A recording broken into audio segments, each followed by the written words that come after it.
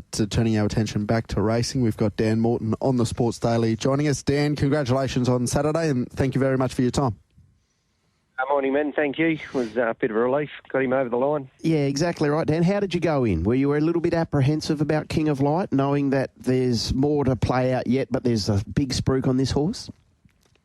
Oh, yeah. You know, when you've got a handy one, you just sort of hope that they come back in good shape and whatnot. I did have a little hiccup with him a few weeks ago, so I was under all sorts of pressure, but, got him put back together and got the job done.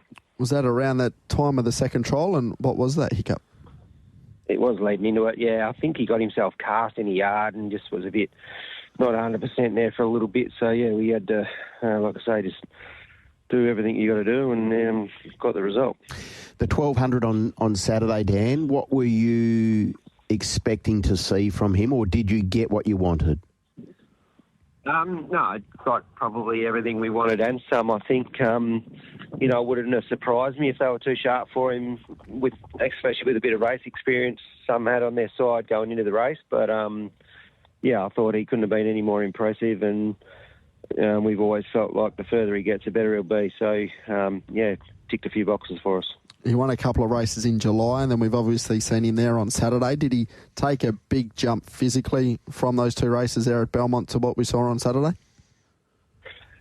He's always been a cracking type in my view, but he still furnished a bit while he was out. He only had a short time out. He's a impressive looking horse. How did he come through it, Dan? Excellent. Yeah, so, really looking forward to what lies ahead now. Okay, traditional path forward. I know we've asked you that previously, but does that remain the same?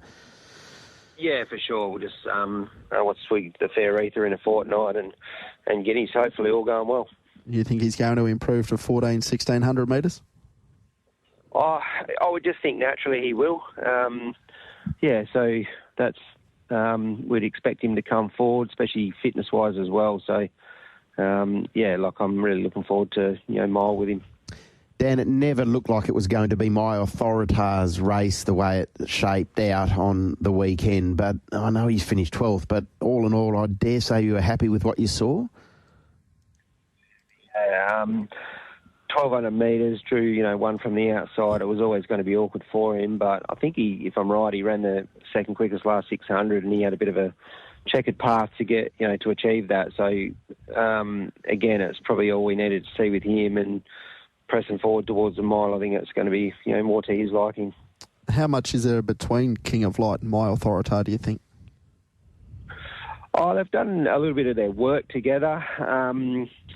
As much as I can tell you, really, like who knows where they end up. Obviously King of Light looks the exciting one. The other one was 30-1 in the race the other day. So, who knows? I don't know really, but I am looking forward to both of them moving forward. Okay, now will horses like Boutalese, where does he link up in the picture?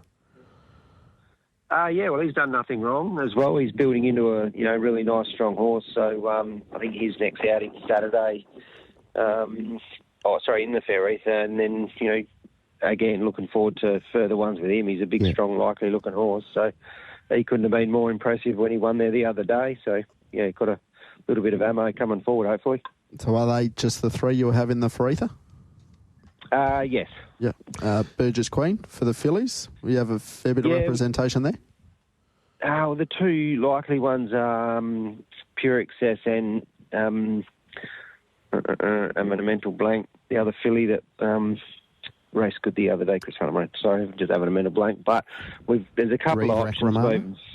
Yeah, correct. So we just got to work out whether one might go down the path of the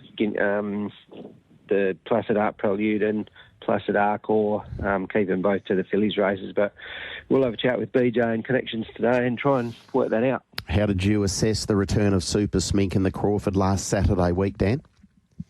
Yeah, excellent. It was no surprise to me. She's been, humming all the way along. She looks really robust now and fit and, sound. So, I thought it was a great effort. I thought she was there to win and didn't get that result, unfortunately. But, plenty to like.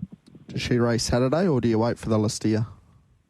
she'll wait. So, yeah, it's free another 2 weeks now. So, nervous 2 weeks ahead, just trying to keep a lid on everything. But, yeah, get a few sleepless nights closer to the bigger ones. Good problem to have. Dan, you've been in the game a long time and you've had some really good ammo previously. How does the current crop of horse flesh that's in your stable at the moment compare? Yeah, really good. I sort of was coming into this carnival probably a month, 6 weeks ago. I was really up and about our 3-year-olds. A couple of those, unfortunately, just had to go back to paddocks, like Tudor and Stormy and Inconfident, so we lost a couple of the nice ones coming in. But the closer we've got to these bigger races, the more I think it's just across the board a really good, healthy batch of 3-year-olds. So, we've got a couple, but I think that was visible there on the weekend. I think there was about 3 lengths between first and 10th, so it's a pretty healthy batch. Absolutely. What did you make of the return of American Escape on Saturday? Look, she was okay. She's a bit of a difficult filly or mare to handle. She's not that user-friendly. I think she gave Pikey a bit of a hard time from the get-go, and she buggled the start a little bit and was just difficult from then on. But, yeah, she's a bit of a tradesman for us. She'll be, if she gets that start right, which she normally does, she'd have been competitive. But, yeah, it just wasn't her day Saturday. Dan, we know you're very busy. Thanks so much for your time this morning, mate, and congratulations again on the weekend. Thanks, guys. Cheers.